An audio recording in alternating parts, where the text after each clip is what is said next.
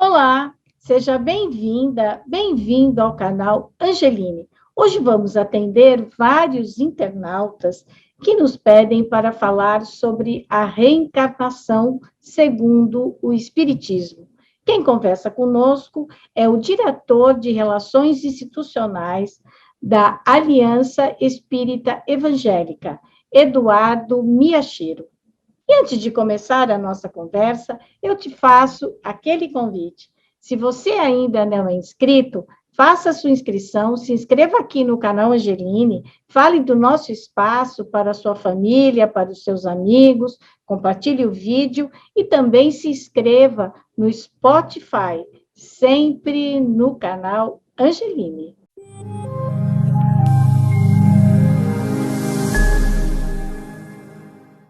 Eduardo Miyashiro, diretor da Aliança Espírita Evangélica. É um prazer recebê-lo aqui no canal Angeline. Muito obrigada por ter aceitado o nosso convite. Eu que agradeço, é nosso o prazer aí, a alegria de compartilhar aqui, Cris, o seu canal de divulgação. Muito obrigada. Posso te chamar de Eduardo, né? Claro, fique à vontade. Eduardo, é o seguinte, eu tenho recebido alguns recados, pessoas que me mandam pelo WhatsApp ou pedem pelo e-mail, para que a gente converse um pouco sobre reencarnação. A gente já conversou aqui com o Dr. José Carlos de Luca, praticamente há 1 ano e meio atrás, onde ele explicou o espiritismo, falou, né, também com a Leda, da Aliança também, que falou sobre o voluntariado do espiritismo. Mas a gente deu uma passada na reencarnação, vamos dizer assim. Né? Eu não sei se é por conta do Covid, que foi essa situação absurda, só no Brasil mais de 600 mil mortes, não sei se é porque as pessoas estão percebendo que a morte está muito perto, não sei, ou que elas estão querendo entender um pouco mais o que está acontecendo. Então, a gente vai falar hoje especificamente da reencarnação. Então, eu quero começar te perguntando, o que é a reencarnação segundo o Espiritismo? Claro. Bom, Cris, em primeiro lugar, né, eu vou dar assim, a minha forma de expressar as ideias aqui no seu programa, né, porque eu creio que isso é comum às várias atividades da doutrina espírita, mas eu não sou porta-voz de ninguém, né? Eu trabalho na equipe que dirige a Aliança Espírita Evangélica, que é um dos movimentos espíritas que ajuda a organizar os voluntários espíritas, né? As pessoas que se agregam em torno dos centros espíritas. Então, como a ideia, digamos, mais reconhecida pelos espíritas e pelos não espíritas para identificar o posicionamento do espírita em relação à vida é a reencarnação, tá? Este conceito é muito associado à atividade dos espíritas, pelo menos aqui no Brasil, que é o país com o maior número de espíritas no planeta.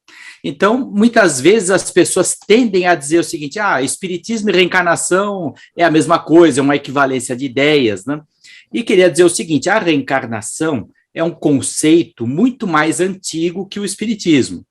É um conceito que faz parte de religiões e filosofias da antiguidade, principalmente na cultura oriental, há milhares de anos. E, mais recentemente, na cultura ocidental, talvez a grande expressão das ideias que recuperou este modo de pensar a vida, de compreender o processo da vida, chamado reencarnação, foi a doutrina espírita, organizada por Allan Kardec no século XIX, na França, e como a França naquela época era um polo de geração de ideias e de propostas para a sociedade de então, muitas vezes as pessoas associam o espiritismo digamos, inventar o conceito de reencarnação, mas isso não é verdade, né? Então, vamos falar sobre o que é reencarnação, independentemente do movimento espírita, né? É o princípio de que a alma humana preexiste ao nascimento e sobrevive à morte do corpo físico. E esse processo de nascimento e morte, como a alma humana já existia antes e continua existindo depois da morte do corpo, ele passa por ciclos repetitivos, aos quais a gente chama reencarnação. Ou seja, a alma retorna à carne, por isso o nome reencarnar. Né? E com isso, nós entendemos que, por estes ciclos, a alma desenvolve suas capacidades, a sua experiência, a sua sabedoria, enfim, é o processo pelo qual a alma evolui, porque esse é um outro conceito essencial às ideias espíritas, que é a evolução de tudo, em especial da alma humana.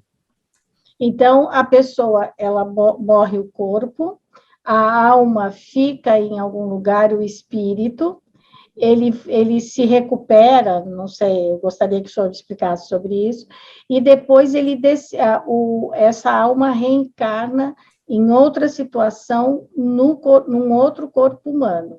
É isso? Exatamente, exatamente. E essa reencarnação, quando ela diz assim, porque tem muitas pessoas que dizem assim, nós estamos aqui hoje porque nós escolhemos, nós é que decidimos estar aqui. Essa decisão de quando se reencarna, ela é uma decisão do Criador ou ela é uma decisão do espírito? Tá. Vamos lá, isso é o macro e o micro. Sim. O macro é a lei universal criada por Deus, que são as regras pelas quais a criação funciona. Né? Então, é uma vontade de Deus que tudo evolua e, portanto, se no processo evolutivo está esse ciclo de várias reencarnações, então nós podemos dizer que essa é a vontade de Deus. Entretanto, para cada criatura existe esse planejamento.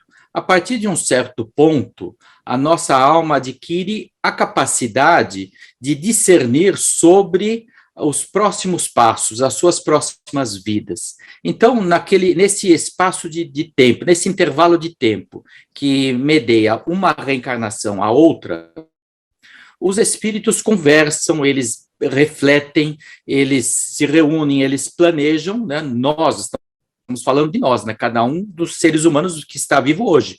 Então, planejamos, olha, a próxima encarnação será melhor que ela seja em determinada família, com determinada natureza social, certo tipo de experiência, certo tipo de companhias, porque este conjunto de fatores é o que eu preciso para evoluir melhor. Então, nós conversamos com outros espíritos que são mais sábios do que nós, chegamos a este acordo e as coisas vão acontecendo dessa maneira. Nem sempre aquilo que eu planejo é permitido.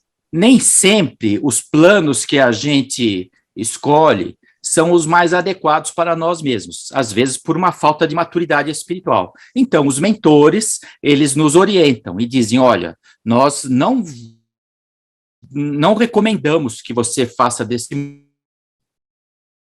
modo. Nós vamos ajustar as condições da sua próxima vida para que, em vez disso que você está querendo, vamos renascer nessa família, nesse país, nessa cultura, nesse nível social, porque para você vai ser melhor. E após esse entendimento, esses fatores vão sendo ajustados, nós nos aproximamos da família que nos receberá, como um nascituro, e ali as condições de vida vão se desenvolvendo. E muitas vezes os mentores que nos ajudaram nessa escolha, eles também nos acompanham, inspirando-nos pelos bons pensamentos, como aproveitar melhor essas condições de vida. Então, quando o espírito reencarna, nem sempre ele reencarna na mesma família. Nem sempre. Ele pode vir, porque às vezes a gente escuta assim, numa encarnação eu fui a mãe, na outra eu fui a filha, depois eu fui o marido, hoje eu sou a esposa. Depende muito de como há uma conversa, digamos assim, com os espíritos. É por isso que então se fala que o que a gente está fazendo aqui hoje, nós acertamos antes. É isso? Isso, exatamente. Entretanto, essa condição que você falou do parentesco é que ela é causada pelo seguinte, pense bem, quando eu renasço com determinadas pessoas na mesma família, a nossa interação é muito forte. Então, é muito provável que estes laços, seja de amizade ou seja de adversidade, tá? Ou até mesmo de contraposição, né? Como formando inimizades ou desentendimentos, né? Isso, às vezes, gera consequências para as próximas vidas. Então, é por isso que com grande frequência, nós retornamos a reencarnar com um mesmo grupo familiar ou aproximadamente o mesmo grupo familiar, por causa dessas relações e questões que às vezes ficam pendentes ou que desenvolvem planos e projetos construtivos para o futuro. Mas isso não é sempre que não reencarna na mesma família, não é sempre que reencarna com a mesma família. Existe uma estatística, né, de que aqueles com quem nós convivemos e geramos mais laços e consequências para o futuro, existe uma maior incidência de parentesco. Agora, Eduardo, se os espíritos conversam e eles acertam que eles vêm para o mundo, que eles reencarnam, eles voltam para cá, porque o objetivo é tornar esse mundo melhor, né? Por que tem tanta fome, tanta guerra, tanta briga, tanto ódio? O que acontece? Porque também eu escuto, pode ser uma coisa infantil, mas eu sempre ouço isso, que quando reencarna, a pessoa esquece qual foi o propósito que ela determinou para vir. É isso? Ou isso é uma bobagem? Não, existe o esquecimento, porém, dos dados objetivos. Por quê? Se a gente lembrasse precisamente quais foram os nossos familiares na última encarnação, quais foram os nossos inimigos na última encarnação, isso prejudicaria nosso relacionamento hoje. Aí, seja por predileção, seja por antagonismo. Então, é melhor que o esquecimento dos dados objetivos ele aconteça. Entretanto, a questão do propósito, da missão, do sentido de vida, que tem um componente subjetivo muito grande, que é aquilo que eu sinto como a minha missão ou o meu dever desta vida, isso é preservado. Então, a pessoa não sabe de onde vem esse sentido de, puxa vida, eu quero trabalhar no meio artístico porque eu creio que ali está o meu dever. Não, eu quero trabalhar numa comunidade carente porque ali eu sinto que eu posso dar uma contribuição. A pessoa não sabe explicar objetivamente de onde vem essa proposta de vida. Entretanto, isso é algo que não ficou apagado nesse esquecimento reencarnatório, tá? E que justamente dá sentido ao progresso. Agora, você perguntou no começo, e por que o mundo está tão ruim, né? Por que o mundo está assim, com tanta violência, com uma baixa qualidade de vida individual e coletiva? Então, nós podemos pensar o seguinte, imagina o processo evolutivo como uma estrada muito comprida. Então, lá no princípio da estrada, nós encontramos as condições mais primárias. Era, por exemplo, imagina assim, a sociedade toda composta de trogloditas, homens das cavernas, tá? Nós, homo sapiens cromagnons, recém-saídos da descoberta do fogo. Então, é natural que essa sociedade seja bruta e violenta. Isso é a condição normal. Entretanto, veio o progresso, e o progresso vai ensinando os seres humanos em que, em vez de agredir e competir para sobreviver, é melhor colaborar para sobreviver. Só que isso não é um estalo de um momento para o outro, né? Até a descoberta da agricultura, a formação das cidades, a organização da sociedade, passaram-se centenas de milhares de anos. Então, lentamente, a gente está deixando aquele aspecto primitivo e organizando a sociedade. Agora, como nós reencarnamos milhares de vezes nessa condição primitiva, Apesar da sociedade não mais necessitar da agressão e da competitividade para sobreviver, e ao contrário, a gente tem hoje o trabalho, a divisão das tarefas, as profissões, toda a estrutura social. Apesar disso, dentro de nós, ainda existe uma base instintiva, né? Então, quando alguém mexe com a gente, os instintos lá da Idade da Pedra, eles se mexem dentro da nossa mente, tá? E isso, de uma maneira não muito bem percebida, vai trazendo esses lances onde, de vez em quando, eu sei que não é bom eu agredir aquela pessoa, mas, de repente, eu achei que ele estava vindo para o meu lado, então eu soltei os cachorros, como se diz na gíria, e falei um monte de coisas feias, agressivas, e o mundo, então, não é que o mundo está regredindo. O mundo, ele é o reflexo de até onde a gente conseguiu evoluir desde a Idade da Pedra até agora. Se a gente pensar daqui a 100 mil anos, tudo isso terá se transformado, qualquer indício de violência ou brutalidade provavelmente terá desaparecido, tá? Mas é uma conquista dos milênios, né? E nós estamos vivendo esse momento onde o homem é um ser em crise, onde ele tem um apelo para se tornar melhor, mas ainda um instinto defensivo muito forte. Agora, Eduardo, se todos nós determinamos como gostaríamos de voltar, conversamos com os mentores, é possível que alguém, eu não quero criar uma polêmica, mas eu quero entender, que alguém decidiu que ia voltar miserável, que ia voltar para passar fome, que ia voltar para morar na rua, esses países onde a situação está assim calamitosa. Agora a gente viu aqui mesmo no Brasil, né, gente passando fome, caindo de fome na fila do posto de saúde, gente pegando comida no lixão. Essas pessoas, elas pensaram nisso antes de vir? Isso não se confunde um pouco com a injustiça social de quem tem a capacidade para fazer algumas mudanças? Olha, é que a forma como Deus estrutura a justiça e a solidariedade é uma maneira muito sábia, né? E que justamente aproveita o fato de que nós, primeiro, precisamos recuperarmos da nossa primitividade, que é o que eu falei agora, essa longa estrada da evolução que todos nós estamos passando.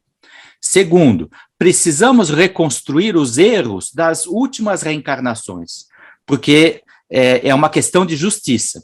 Nós precisamos reconstruir aquilo que nós destruímos. Precisamos fazer o bem no lugar do mal que fizemos por equívoco, por engano, por uma opção, tá? Então, tem essa questão da evolução numa escala maior. Tem essa questão dos nossos erros pessoais. E terceiro, tem as experiências que, vistas de um ponto de vista um pouco mais longo, nós mesmos reconhecemos que elas são úteis para nós. Então, digamos, eu vou fazer uma comparação aqui.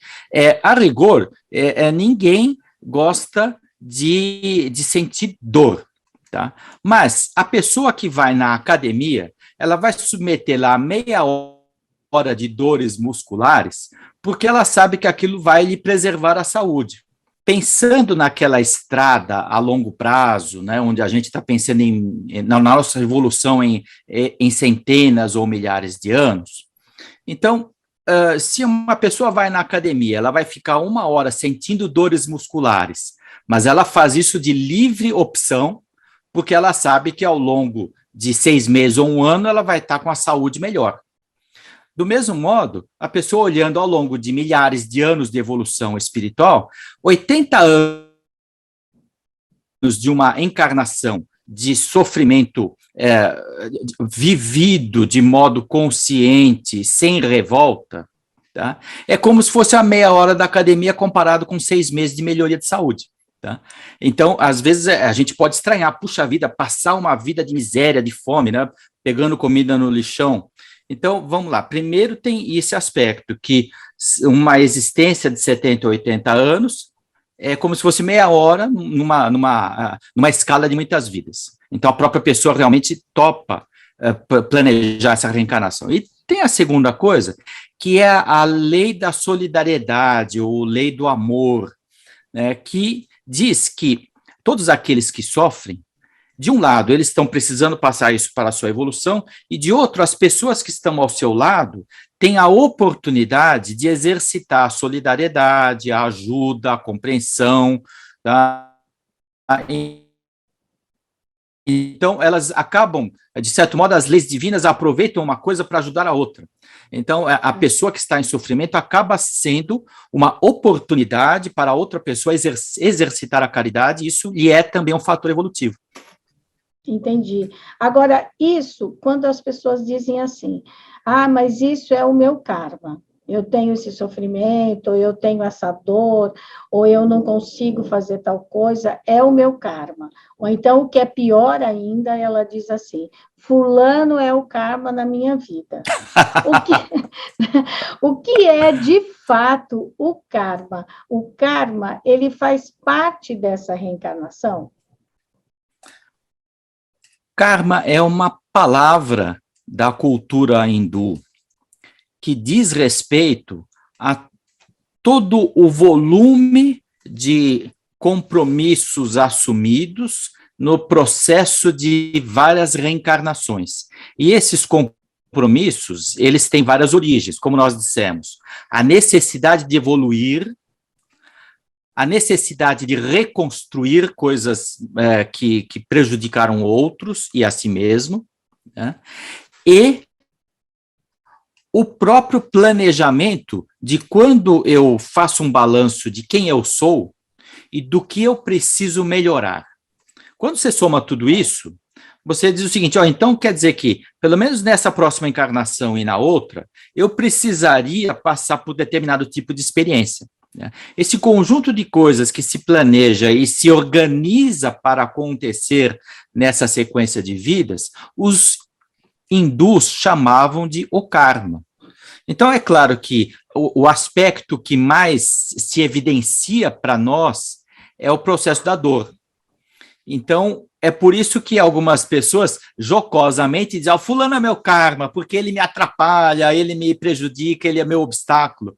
Muitas vezes, para a nossa grande surpresa, nós mesmos é que pedimos essa reencarnação tendo esse relacionamento difícil, seja para exercitar as minhas virtudes de paciência, ou seja para eu repor aquilo que eu destruí em outras vidas. Então, isso tudo são consequências do karma. Então, agora, aquele filme Nosso Lar, né, que ele é inspirado no livro, ele retrata bem o que acontece depois da morte? Porque, sabe, Eduardo, quando uma pessoa morre, né, claro, você já passou por isso, muita gente passa por essas situações assim, quando você enterra um ente querido, o corpo dessa pessoa, você volta para casa e você fica pensando, ou aquele corpo foi cremado, ou ficou lá embaixo do túmulo, aquilo vai dando uma agonia, um negócio assim, e ao mesmo tempo você diz, bom, o que eu podia fazer? Né? Mas você tem sempre aquilo, você tem sempre aquela imagem do velório, aquela imagem do enterro, aquela imagem do caixão descendo no túmulo. E quando você assiste o filme, né, porque daí você vê essa questão das imagens, você vê aquele espírito que morreu, aquele corpo, a pessoa chegando, né? Aí você vê que ela passa lá pelo umbral, mas daí você vê também um quadro que me chama muita atenção, que a pessoa que morre vê até quem está rezando por ela, né? Que diz, olha, cuida bem dele, pensa, e aí tem toda a evolução. Isso é, de fato, porque, na verdade, quando você assiste o filme, é um consolo, né? Você fala assim, nossa, que bom, porque deve estar lá evoluindo espiritualmente, deve estar na luz, e você reza por isso, ora, enfim, cada um faz um bom pensamento por isso, né? Então, isso, ou então você tem aquela frase que a pessoa diz, passou dessa para uma melhor, né? Que também é muito comum. Você acha que o filme, ele retrata exatamente isso? Olha, Cris, vamos falar um pouquinho da morte do lado de cá, Tá. Para poder falar da morte do lado de lá, tá? Certo. Então, vamos lá. A primeira coisa que nós que estamos encarnados sentimos é medo de morrer, tá? E isso todas as pessoas têm. Tá? E, em primeiro lugar, a primeira fonte deste medo é o instinto de sobrevivência, que todos os seres vivos possuem, porque a vida, ela tem uma matriz que orienta o seu processo de preservação. Toda a presença de vida busca preservar a vida. Isto é básico, desde o vírus até um carvalho de 5.000 anos. Tá?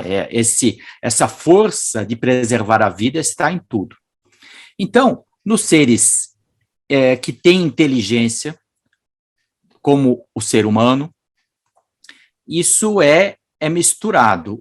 Como já falei, que o instinto ele influencia em muitas decisões, né? O instinto de preservação, naturalmente, ele nos causa o medo de morrer, e isso é útil, porque, caso contrário, nós poderíamos ter comportamentos perigosos. A pessoa ia andar no precipício e não ia temer nada, né? O índice de mortes e acidentes ia aumentar muito e a utilidade das encarnações ia ser diminuída. Então, graças ao instinto de preservação da vida é que a gente conserva a nossa vida. Agora, toda vida chega ao fim de um corpo que tem essa energia vital um dia para, tá? E o corpo morre. Então, além disso, a segunda coisa que influencia a nossa postura do lado de cá em relação à morte é a nossa educação e cultura social. Porque nós somos educados a, primeiro, temer as coisas que a gente não conhece. Devido ao processo desse esquecimento reencarnatório que nós já falamos, o pós-morte é uma dúvida. O que eu vou encontrar? Quem eu vou encontrar? Né? De acordo com a vida das pessoas, poucos talvez tenham tido notícia concreta de alguém que foi para lá e mandou algum recado. E isso, ao longo dos séculos, gerou uma cultura que cultua a morte de um jeito respeitoso, mas temeroso. Né? Então, tem isso também. E a terceira coisa é o fato de que, muitas vezes, quando nós sentimos que estamos nos aproximando do final da vida, nós começamos a questionar a nós mesmos. Aí eu começo a me arrepender de determinadas atitudes e opções que fiz, e fico preocupado com aqueles que me antecederam, e alguns deles talvez eu não tenha preservado um bom relacionamento. Então, eu fico preocupado com esses que estou deixando, talvez poderia ter feito mais por esses que ainda ficam, e talvez eu tenha prejudicado aqueles que me antecederam. Então, quando você soma todo esse conjunto de fatores psicológicos, a morte é realmente um trauma intenso na vida de cada um. É preciso, o quê? 3 coisas, né? Lembrar de que o instinto de preservação da vida é natural e não me abalar com ele. Né? Segundo, me desvencilhar de toda a camada de educação cultural que eu tive ao longo da vida e pensar como uma ideia em aberto, dizer, puxa vida, eu vou me preparar para uma experiência diferente. E terceiro, estar com a consciência tranquila em relação às relações que nós estabelecemos aqui e com pessoas que nos antecederam. Como tudo isso combinado é raro, o desconforto com a morte da maioria dos seres humanos, ele é muito grande. Então, voltando agora no filme. O filme retrata o desencarne do espírito André Luiz. O filme é baseado num livro também chamado Nosso Lar, que já tem mais de 80 anos dele ter sido psicografado, e é uma das primeiras obras que descreve com mais detalhe o processo. E é por isso que ele foi desenvolvido num tom de testemunho pessoal, porque é o espírito André Luiz relatando, não é o que aconteceu com um terceiro, não é o que acontece em geral, não é o que acontece com um grupo de pessoas. Ele falando assim, isso aconteceu comigo. Essa é a força do relato.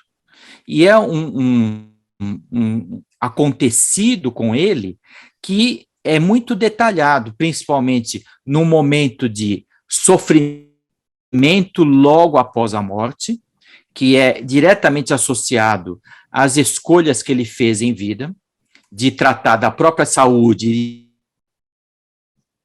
e de considerar os próprios processos de acolhimento e tratamento para a recuperação da sua saúde, porque ele não tinha mais o corpo físico, mas o seu corpo espiritual sofria muitos problemas decorrentes de todo esse processo de desencarne causado por descuidos dele mesmo, tanto nos relacionamentos com a própria saúde. E terceiro, uma fase de recuperação e trabalho, quando a consciência dele se amplia para o senso do dever e ele aproveita o tempo que ele tem lá para aprender o máximo a ajudar e servir as outras pessoas. Então, o filme relata muito bem isso, é um processo que muitos espíritos passam, essa fase do sofrimento, do tratamento e da recuperação e melhoria, tá? E, principalmente, veja, na época que o livro foi escrito, não existia computação gráfica, né? Hoje existe. Então, o filme permite traduzir em imagens, através do enredo criado ali pelos criadores do filme, todo o processo de um livro, que claro, o livro é mais detalhado, mas o filme é rico visualmente e ele educa mesmo com relação ao que acontece. Então, desse ponto de vista, ele ajuda as pessoas a compreenderem essas várias fases pós-morte. Então, agora, se a gente já sabe, tem aquela frase do Evangelho que é a quem muito foi dado, muito será cobrado, né? Hoje em dia, que a gente tem todo esse conhecimento, que a gente sabe que Jesus, na verdade, é um marco civilizatório na humanidade, que a gente tem que amar o próximo, né? Será que dessa reencarnação nossa, será cobrado mais do que já foi? Porque hoje a gente tem uma consciência grande do que rola, né? Claro. Então, veja bem, eu falei que nós éramos bem selvagens há 100 mil anos, né? Certo. E há 2.000 anos nós já tínhamos uma sociedade organizada em meio à qual Jesus desenvolveu a sua missão educadora para a humanidade. Então, 2.000 anos comparado com 100 mil anos é pouquinho, foi ontem, né? Mas, rapidamente, nesses 2.000 anos, nós esquecemos, entre aspas, das suas lições, ou pelo menos rejeitamos uma compreensão mais profunda e verdadeira de aplicar as lições de Jesus para a nossa própria vida. Porque amar ao próximo como a nós mesmos é algo que todos os seres humanos, têm condições de fazer, porque a medida do que fazer é o nosso próprio bem, né? E segundo, o fato de que todas as virtudes decorrentes, o perdão, a compaixão, a justiça, o dever, tudo aquilo que ele exemplificou, o ser humano tem milhares de oportunidades em todos os dias da sua vida de exercitar. Agora, o que acontece? Passaram-se 2.000 anos, nós estamos bem desenvolvidos do ponto de vista tecnológico, então nós temos conforto em nossas vidas, nós temos recursos de comunicação, nós temos capacidades de deslocamento, nós temos capacidades de transformação da natureza. Entretanto, nós continuamos com comportamentos e relacionamentos muito semelhantes a 2.000 anos. As pessoas ainda têm inveja, as pessoas ainda têm ciúme, as pessoas ainda se iram, as pessoas ainda se lamentam de uma maneira, assim, revoltosa. Então, quer dizer, as pessoas que eu estou dizendo, eu olho para mim mesmo e falo, puxa vida, eu ainda tenho muitos impulsos onde eu não estou fazendo aquilo que há 2.000 anos Jesus estabeleceu como uma regra. Então, veja, se a sociedade naquela época tivesse assimilado com mais profundidade o que ele veio trazer, então, certamente, esse processo da morte, renascimento e o enfrentamento das nossas escolhas não seria tão cheio de problemas como é hoje, né? Então, se há 2.000 anos atrás a humanidade tivesse assimilado melhor o amor e o respeito às pessoas, né, não haveria tantos desencarnes com sofrimento, de passar muitos anos nas regiões de dor e sofrimento no plano espiritual, porque aí a humanidade estaria mais evoluída, mas não aconteceu. Então, o processo pós-mortem ainda é caracterizado por muita dor. Então, na verdade, porque assim, é como se o espírito volta, ele reencarna, mas a gente continua trazendo as memórias de vidas passadas, né?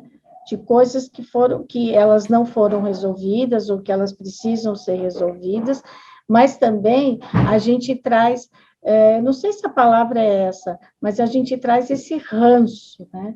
Essa coisa que, como o senhor diz, é esse instinto. Às vezes você começa a discutir com uma pessoa, quando você vê, vira uma briga, né? E às vezes é só uma discordância de ideia. Então, parece que você foi buscar lá atrás uma coisa que você não sabe nem de onde saiu. É disso que o senhor está falando? Sim, a grande pergunta é quem sou eu, né? Independentemente porque eu não sou o Eduardo Miyashiro RG 80 CPF 05, eu sou um ser em desenvolvimento, que no momento, nesta encarnação, tem o nome de Eduardo, tem esse endereço e esses documentos, mas isso é tudo que eu tenho no momento e não vou ter daqui a 100 anos. Eu vou ter outro nome, outras posses, outras características. Agora, quem eu sou, né, é mais difícil de explicar simplesmente dando o nome, né? Uhum. Quem eu sou é a forma de eu encarar a vida, a forma de perdoar alguém, a forma de desenvolver projetos de esperança, isso tudo é quem eu sou. E é por isso que, na medida em que o ser humano precisa passar por todos esses desafios para compreender melhor quem é, né? Todos nós precisamos compreender melhor quem nós somos, porque assim nós podemos, com mais clareza, dizer o seguinte, ó, eu sou isto, mas eu quero ser aquilo. Eu não posso ser uma pessoa mais avançada se eu não souber onde eu estou e o que eu preciso fazer. Porque é como se eu dissesse, ó, eu quero chegar na Vila Maria, mas eu não sei que eu estou na Liberdade. Então, como é que eu vou chegar lá? Né? Eu quero ser uma pessoa melhor e mais feliz, mas o primeiro passo é saber o que é que me impede, né? Quais as minhas dificuldades, quais as minhas deficiências, trabalhar no processo de transformação para que aí eu possa lentamente me encontrar nesse estado mais feliz, né? Mas então, Eduardo, as pessoas trazem essas memórias, né? Sim. E aí você esqueci de falar das memórias. Isso, então, por favor. Tá. Então, nesse processo todo de quem nós somos, né, na verdade, as memórias factuais, elas são menos importantes do que essas memórias existenciais, né? Como eu não preciso me lembrar do meu RG nesta encarnação, mas eu preciso saber que eu sou uma pessoa assim ou assado nesta encarnação. E as memórias, como você falou, são as reminiscências, uma forma de dizer isso, ou, como os psicólogos costumam se referir, é o nível subconsciente da mente. O nível subconsciente da mente, ele é o acumulador de todas as nossas experiências desta e das outras vidas que não vêm à tona no presente momento. Entretanto, elas caracterizam quem nós somos. E é por isso que, como você falou, num processo de uma discussão, vem à tona não apenas os elementos daquele fato, vem à tona também a minha força, o meu descontentamento com a situação, a minha dúvida de estar sendo passado para trás ou de estar sendo ameaçado, que são todas forças que estão no subconsciente, e elas acabam gerando um comportamento que às vezes surpreende a mim mesmo. Porque como o subconsciente não é percebido de modo racional na mesma hora, então a coisa às vezes surpreende até a própria pessoa. Agora, de certo modo, isso caracteriza quem nós somos, e é por isso que o processo de transformação para evoluir, ele implica num processo menor, mas o processo da evolução é a evolução de tudo, da mente, do corpo, das capacidades e tal. Mas tem um aspecto dessa evolução que é um processo ligado às virtudes e valores, que a gente costuma chamar genericamente de reforma íntima. A reforma íntima é um processo que implica em fazer um levantamento dos meus valores internos e desenvolver um esforço para modificar aquilo que não ajuda no processo evolutivo. Tá? E é por isso que a gente costuma dizer, olha, é uma substituição de defeitos por virtudes, coisas que complicam a vida no presente, elas precisam ser substituídas por valores que melhoram a vida no presente e no futuro. Reforma íntima implica num processo de reconhecimento de quem nós somos, de perceber quais as forças internas que impedem a minha evolução e desenvolver um esforço consciente para substituir essas forças por outros valores que são mais compatíveis com a minha evolução. Aquilo que nós chamamos as virtudes, que são estas forças que ajudam a evolução, a capacidade de perdoar, a capacidade de ajudar, a capacidade de suportar as dificuldades sem reações violentas, a capacidade de me conciliar e de compreender profundamente. Tudo isso são fatores que devem me ajudar hoje e amanhã, porque é a característica das leis divinas. O Criador desenvolveu o processo deste modo. Então, só que ele não pode promover isso artificialmente em nós. Nós é que temos que conquistar isso com o nosso próprio esforço. Tá? E reforma íntima é um ponto fundamental da doutrina espírita, justamente porque, ao ilustrar esse processo de evolução ao longo de muitas reencarnações, né, fica claro que a evolução só acontece quando eu faço um balanço do que preciso modificar e me esforço para modificar. Caso contrário, não existe a evolução. E é por isso que o sentido da vida é justamente esse. As pessoas perguntam, por que nós estamos vivos? Só para uma razão, em resumo, para melhorar. Tá? É por isso que muitas vezes as pessoas dizem assim, o que eu quero é ser um ser melhor. Eu quero ser cada vez melhor. Melhor que a gente diz é assim, é essa reforma íntima, né? É fazer uma avaliação, é ter o essencial, o necessário, é pensar em si, mas também pensar no outro. Essa é a doutrina espírita, né? Porque você evolui na medida que você ajuda o outro a evoluir também. Correto. Por isso que eu quero ser melhor, não do que o outro, né? Melhor do que eu mesmo, né? Amanhã, certo? E amanhã quero ser melhor do que eu mesmo hoje. Hoje eu quero ser melhor do que eu mesmo ontem.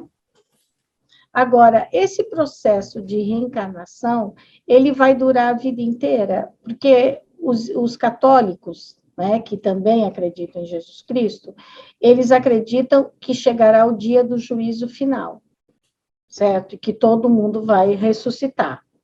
Né? Os espíritas também têm como figura central da sua doutrina Jesus Cristo. Então, os espíritas acreditam que essa evolução, ela vai ser permanente, ela vai durar o tempo inteiro no mundo, enfim, infinito, ou que vai chegar o dia do juízo final?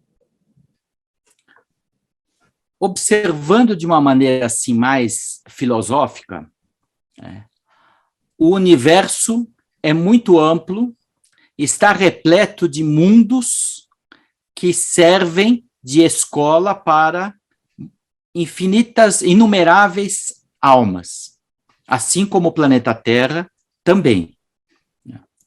Nós aprendemos que Jesus é o espírito de maior capacidade evolutiva que já encarnou na Terra, e ele o fez com a missão de dar uma referência, né, de ser uma referência, nós costumamos dizer o modelo e o guia da humanidade.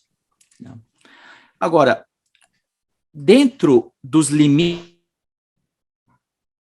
do nosso planeta, em algum momento, a humanidade alcançará um estágio de maior evolução, onde a injustiça, a violência e a miséria serão cada vez mais minoria, até um momento em que o planeta ele não terá mais sofrimento causado por ignorância. Eu quero voltar nesse momento, hein, Eduardo? Eu quero reencarnar, então, eu sonho em ver esse momento. Claro. Agora, a questão é o tempo, porque nós somos aqui, segundo algumas informações mediúnicas, os espíritos dizem que, estando encarnados hoje mais de 7 bilhões de pessoas, o triplo disso está desencarnado, né? Então, a humanidade terrestre, na verdade, ela é 4 vezes maior daquilo que a gente tem como estatística entre os vivos, entre aspas, né? E todas essas pessoas vão se revezando no processo de reencarnação. Todas elas vão se influenciando mutuamente. Se há 100 mil anos atrás havia homens muito primitivos, cuja duração de vida era menor também, e cujas condições de sobrevivência eram muito difíceis, hoje o planeta oferece melhores condições. Então, apesar de toda a dor e o sofrimento, o nosso estado hoje, relativamente, era um paraíso para quem vivia todo dia com medo de ser morto por um tigre de dentes de sabre, né? Então, hoje nós estamos melhor. E, provavelmente, usando a mesma lógica, daqui a algumas dezenas de milhares de anos, estaremos vivendo numa sociedade onde as nossas agruras de hoje já serão uma simples lembrança, né? Então, agora você falando a questão das outras religiões, do paraíso, da condição futura, nós podemos entender o paraíso como essa figura relativa. É uma imagem que representa o futuro da humanidade quando nós já estivermos evoluídos o suficiente para que o sofrimento doloroso seja uma simples lembrança. Esse será o paraíso do futuro. E imagina que isso está acontecendo em todos os mundos que existem no universo. Alguns estão no estágio primitivo, alguns já estão no estágio onde as pessoas costumam dizer assim, olha, eles já superaram as agruras das reencarnações dolorosas, né? E de vez em quando, algumas revelações mediúnicas, apenas para nos dar um incentivo, têm a permissão de relatar um pouquinho de como é a vida em alguns planetas diferentes do planeta Terra, que já alcançaram um estado de mais avanço social, para que a gente se empenhe em melhorar a Terra, porque nós chegaremos nessa situação também. Quando você fala nesse empenho para que a gente realmente evolua, é viver, é se amar e amar o outro. É isso? Olha, duas abordagens importantes para a evolução: o amor e o conhecimento. Ou talvez melhor, o bom uso do conhecimento, que é a sabedoria. E é por isso que a abordagem do amor é a força interna que nós temos de desejar e trabalhar o melhor para o outro. E o esforço de sabedoria é eu ganhar experiência e conhecimento para que eu tenha condições de operar a minha evolução e colaborar com o outro por amor. Então, não basta simplesmente amor sem sabedoria e não basta sabedoria sem amor. E talvez o planeta Terra hoje seja caracterizado por um desequilíbrio entre avanço intelectual e avanço moral. Nós temos grandes conquistas intelectuais em contraposição com grandes misérias morais. E esse desequilíbrio está muito patente, né? Nós precisamos agora investir do lado do amor. Mas a gente não pode também, imagina assim, que a humanidade tivesse caminhado de um outro jeito. Depois da Idade da Pedra, nós tivéssemos construído uma sociedade amorosa, bondosa, acordata, pacífica, mas muito preguiçosa de cabeça, que a gente ainda estivesse andando em lombo de burro, em carroça, não tivesse luz elétrica. Então, nesse planeta fictício, a gente teria que se esforçar mais no campo da sabedoria, né? Mas não é o caso da Terra, infelizmente, nós precisamos nos empenhar mais no campo do amor. Então, porque o amor, ele é um caminho difícil a ser percorrido, né? Porque é fácil a gente falar, né?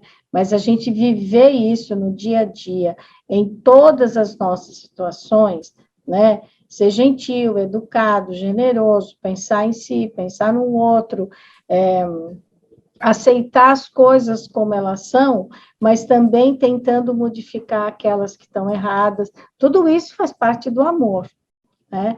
Então, Claro. essa convivência é que ela é o grande desafio para que a pessoa, depois esse espírito reencarne e volte para ajudar, para continuar ajudando a humanidade a evoluir. É isso, Sim. né? Olha, nós costumamos dizer que a vida tem um ciclo, né, e um sentido. O sentir que gera o pensar, e o pensar que gera as ações, né?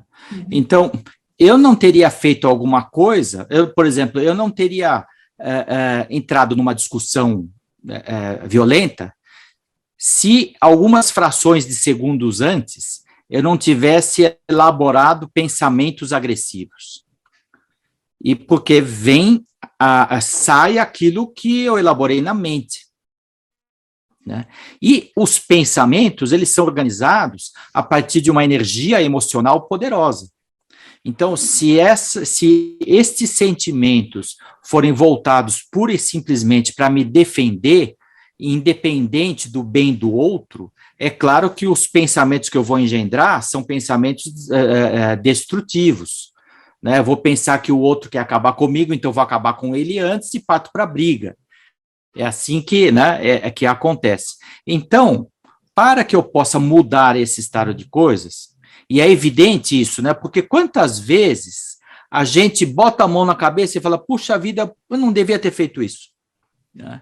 Eu não devia ter falado tal coisa, eu não devia ter agido desse jeito, eu não devia ter escolhido isso aqui, mas depois que já escolhi, aí já foi, né? Então, a melhor maneira é a gente atuar de forma preventiva. Para isso, eu preciso voltar um pouco para trás e fazer um inventário do tipo de pensamentos que ocorre à minha mente.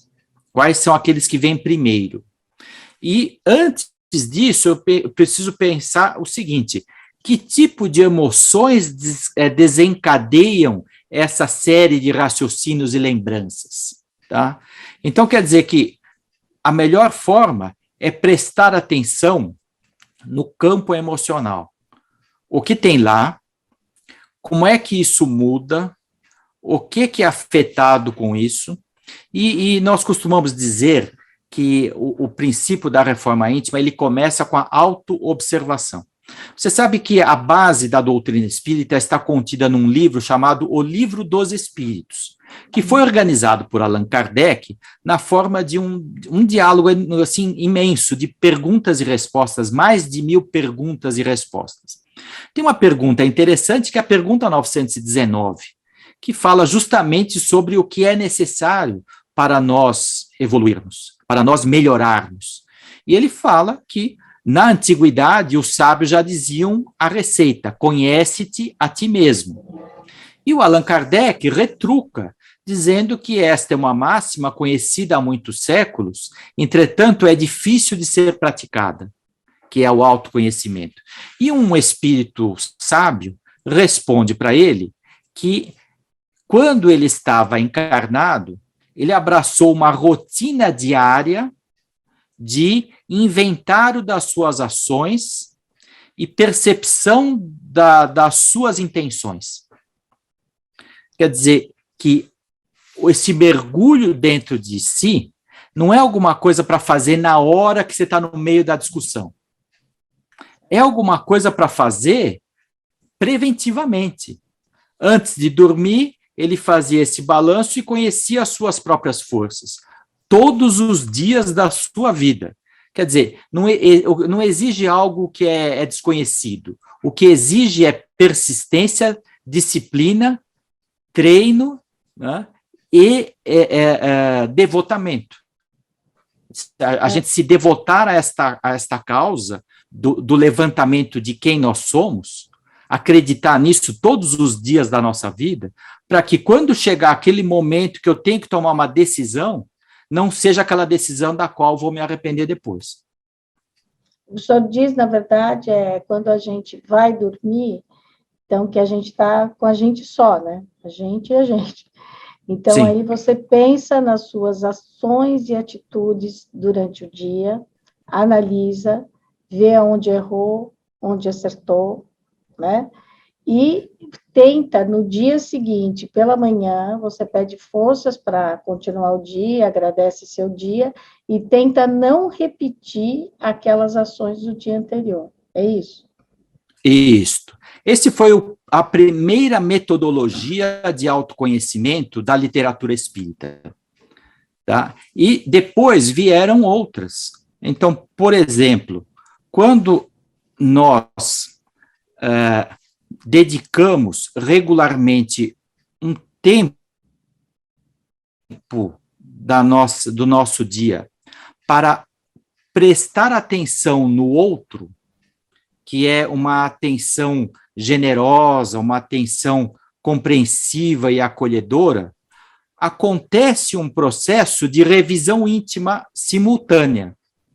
É interessante que quem relata a propriedade, né, e a efetividade dessa prática são os voluntários de apoio emocional, voluntários de prevenção do suicídio, voluntários de assistência social.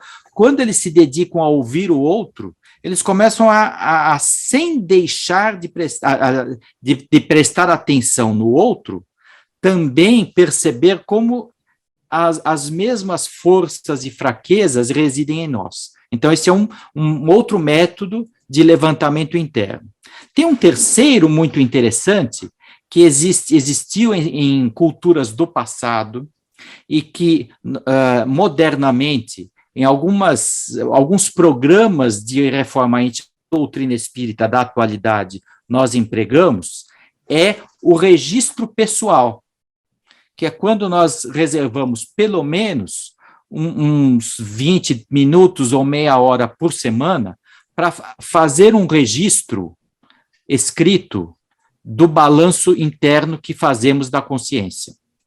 Então, a regularidade de uma anotação de nós sobre nós mesmos, ela é forte para que a gente possa fazer uma linha do tempo, porque depois eu posso revisitar essas páginas e verificar que em 3 meses algumas ocorrências de impaciência ou de inveja surgiram e eu posso estudar em que momento, quais foram os fatores que desencadearam e o que eu posso planejar para que numa próxima situação semelhante eu tenha melhor sucesso no comportamento. E existem também casos onde a gente escolhe abrir um livro, preferencialmente sobre um assunto moral ou evangélico, ou sobre o evangelho, sobre as lições de Jesus, e tentar traduzir alguma palavra que está lá em situações recentes da minha vida. Então, por exemplo, quando Jesus falava sobre o filho pródigo, né, que é uma parábola, uma história que ele contou para aquelas pessoas, né, e é um reencontro com os valores, e às vezes uma tendência que nós temos a nos desenvolver pela experiência, mas com muita dificuldade, tá? Eu posso notar que há 6 meses atrás, há um ano atrás, eu passei por uma situação que me lembra essa parábola. Então, aí tem 4, 5 métodos de reconhecimento do mundo interno que, mais modernamente, as pessoas têm empenhado para que a reforma íntima não fique simplesmente sendo uma intenção de ser bonzinho. A reforma íntima não pode ser uma intenção de ser bonzinho. Ela tem que ser um plano consciente para que eu consiga me conhecer e organizar o meu esforço de melhoria. Porque essa coisa de ser bonzinho, você pode fazer isso, mas não com o coração, né? Você pode só pela aparência. Com muita raiva, mas você vai lá e faz. Então, não tem, no fundo, isso não tem nenhum valor, né? Porque, não modifica verdade, efetivamente. Você não muda o seu íntimo, que é o que é mais importante, na verdade, né? Nossa, Eduardo, é uma delícia ficar te ouvindo, sabia? Ai, como eu falo, como é bom a gente conversar com quem tem conhecimento, né? Sabedoria, discernimento, né? Para nós, a doutrina espírita tem sido uma fonte de oportunidades de melhoria, que todos nós espíritas somos gratos à fonte da doutrina espírita. E também porque vocês têm muitos cursos, né? As pessoas frequentam, fazem, elas estão sempre estudando, né? Sempre evoluindo, né? Sabe que enquanto você falava, eu tenho uma amiga que é espírita, e ela que me chamou a atenção sobre essa frase do Evangelho, orai e vigiai. Ela disse, você tem que vigiar os seus pensamentos. Sim. E é isso, né? Agora, essa é uma frase interessante, sabe? Orai e vigiai. Porque na época de Jesus, ele chamava as pessoas da época chamavam de vigílias os períodos da noite, onde trocava a guarda. Né? Então, das 6 às 9 da noite era a primeira vigília, das 9 à meia-noite era a segunda vigília, e assim por diante.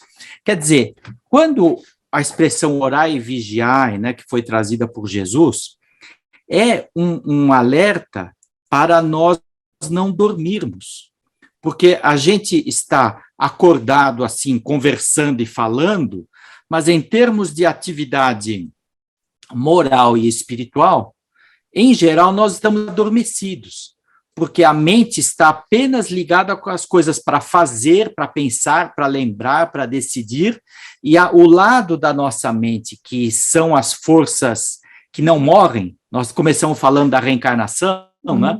O que não morre? Todos os meus compromissos que eu estou me dedicando o tempo todo agora, se eu vou no supermercado, se eu vou cortar o cabelo, se eu vou dirigir meu carro, tudo isso vai passar. Ao passo que as coisas que não vão passar, que são os meus valores, a paciência, a tolerância, a bondade, isso vai continuar. E a gente está com a mente para essas coisas dormindo e só está acordado para as coisas do dia a dia, né? Então, Entendi. O Jesus estava dizendo para a gente manter a mente aberta sem descansar para estas coisas que são as coisas que não morrem, as coisas imortais, né, os valores da alma. E a partir daí, a gente percebe o seguinte, que quanto mais a gente estuda as lições de Jesus, mais a gente confirma informações dos espíritos. Então, como nós falamos aí do nosso lar, por exemplo, né, se a gente percebe toda aquela trajetória do André Luiz, a gente percebe que aquilo está só confirmando as lições de bondade que Jesus veio ensinar há 2000 anos. Né? Eu queria dizer o seguinte, né, que nós começamos falando que eu participo da direção da Aliança Espírita Evangélica, né? E a aliança se desenvolveu em função de um programa que visa organizar o esforço da reforma íntima, que chama-se Escola de Aprendizes do Evangelho. Ele não é uma escola no sentido de informações. Ele é uma escola naquele sentido da escola do Sócrates, do Platão, né? A escola era uma palavra que tinha outro sentido naquela época, né? Era um processo de transformação da vida. Então, a nossa escola de aprendizes do Evangelho, ela procura sistematizar essa vigilância da gente estar desperto para as coisas que não morrem, sabe? E esse é um desafio que a gente propõe para as pessoas que participam desse programa. Ah, bem interessante, né? Porque, assim, são vários conhecimentos, as pessoas podem ir fazer um curso, ela pode ir conversar, porque tudo isso também, na cabeça de cada um, ela não acontece do dia para a noite, né? Isso é um processo, né? Aliás, é um processo. Se a gente está aqui para evoluir, isso tudo é um processo. Então, você precisa ir conversar, refletir, você assiste uma aula, depois você conversa com outro, você volta lá no livro dos espíritos, você volta no livro, né, do nosso lar, ou você vê de novo o filme. Então, são coisas que você vai pensando, né? Agora, o que eu percebo na sua conversa é que tudo que vale em todas as ações que a gente tem é o sentimento com que a gente tem uma atitude. É sempre o sentimento ligado à nossa atitude. É isso? Porque o sentimento, ele representa quem nós somos, que estágio moral e espiritual nós alcançamos. Porque o conhecimento, do ponto de vista de informação, nós vamos perdê-lo, porque nós vamos esquecer e ter que viver outra vida em outra encarnação. Né? Agora, os valores, esses nós conservamos. Então, as pessoas que já conquistaram paciência, benevolência, compaixão, elas continuarão com essas características nas outras vidas, mesmo que esqueçam os dados fatuais. A pessoa, numa vida foi médica, na outra vida ela será engenheira, na outra vida ela será uma pessoa que trabalha no comércio.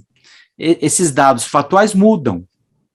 Mas se ao longo do tempo a pessoa adquiriu essas qualidades, essas são conquistas, né, que, como Jesus dizia, é o tesouro que não enferruja e que a traça não come. Realmente são os valores que permanecem. Quando você olha para uma pessoa e vê ela sorrindo, né, independe se ela está ou não mostrando os dentes, né? O sorriso dela está no olhar, não é? Muitas vezes você olha para uma pessoa, ela está assim séria, mas ela está tão serena, ela está com o olho brilhando, que ela está com um sorriso maravilhoso. Às vezes, né? Porque é a alma, né? É o que ela deixa transparecer, não é? Eduardo, tem alguma coisa que você gostaria de falar sobre reencarnação que eu não te perguntei ou que a gente não conversou aqui, que você considera importante? Olha, eu penso que importante é nós fazermos um esforço para lembrar quem nós somos. Porque os afazeres da vida nos distraem disso. Na hora que eu tenho que preparar um relatório para o meu chefe, na hora que eu tenho que me preparar para pegar a condução e voltar para casa, ou que eu estou fazendo compras no supermercado, a minha mente não está em quem eu sou. Então, quer dizer que se nós dormimos 7 horas por dia e temos 17 horas acordado, tá? Dessas 17 horas acordado, poucos minutos dessas 17 horas, eu estou pensando em quem eu sou para valer. E aí, então, é como se dessas 17 horas acordado, a vigília fosse de poucos minutos, e o tempo todo eu estou com a mente magnetizada na compra, no trânsito, nos compromissos e no trabalho profissional. Então, se nós pudermos dedicar um pouquinho mais de tempo para assuntos transcendentes. Então, ler um relato sobre reencarnação é uma coisa que nos ajuda a meditar. Os romances espíritas, eles são relatos testemunhais, né, que ajudam a gente a se organizar diante desses valores. Os livros de filosofia, de moral, ou debates sobre ideias mais transcendentes, veja que eu não estou nem fazendo a propaganda dos livros espíritas, né? Bastaria a gente pegar um trechinho da Bíblia ou do Novo Testamento, de algumas palavras de Jesus, e dedicar um tempo da nossa vida que seja 15 minutos por semana, sabe? Não é pedir muito, né? A gente vai duas vezes por semana na academia, como nós falamos, né? Porque acredita que vai conservar a saúde. E se nós reservarmos 15 minutos por semana para uma oração em família, ou para uma leitura mais transcendente, nós estamos cuidando da saúde do espírito. E aí a gente percebe que essa questão de viver muitas vidas começa a fazer mais sentido. Porque a gente começa a colocar no nosso hábito de vida, pensar na vida além da vida. Pensar em algo a mais, pensar em algo transcendente. E isso vai fazer com que a gente aproveite o tempo da nossa reencarnação atual. Eduardo, nossa, as suas palavras são tão profundas, né? E ao mesmo tempo, te ouvindo, eu vou percebendo assim, como realmente não é impossível fazer isso, né? É você pegar ali 15 minutos, é conversar, ou é fazer uma meditação, né? Não é assim, ai meu Deus, estou com pressa, obrigado pelo meu dia, pronto, acabou. Não, é você parar um pouquinho, né? Para refletir e ao mesmo tempo dizer, bom, quem sou eu? O que é que eu posso fazer? O que é que eu posso melhorar? Porque assim eu vou ajudar a melhorar o mundo. É isso, né? Exatamente. Eduardo, olha, eu te agradeço muito. Nossa, uma delícia a sua conversa.